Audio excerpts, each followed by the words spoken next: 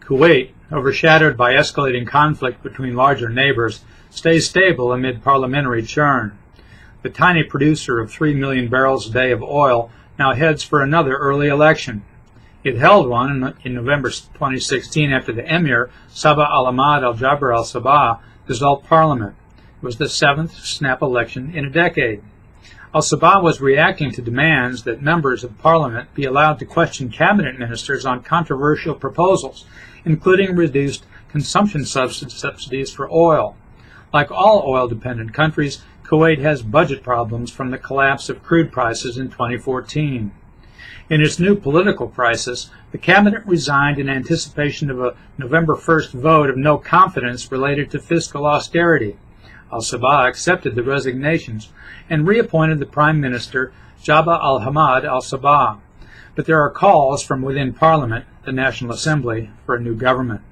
Chances are high that al-Sabah will dissolve Parliament and hold an election before the next scheduled voting in 2021.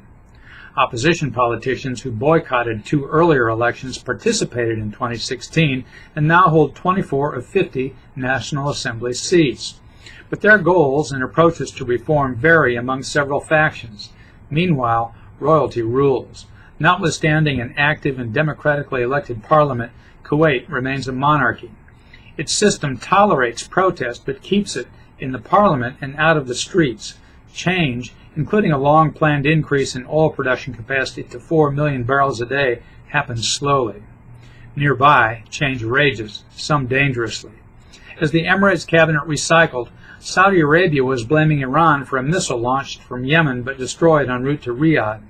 Then the Lebanese prime minister, speaking in Saudi Arabia, where he holds dual citizenship, resigned and complained about interference from Iranian-backed Hezbollah. Antagonism toward Iran is a motivation for the blockade of Qatar, implemented in June by Saudi Arabia, the United Arab Emirates, Bahrain, and Egypt. In that dispute, Kuwait has tried to mediate a truce. Having learned at home how to dissipate political pressure, it seems well suited for the job.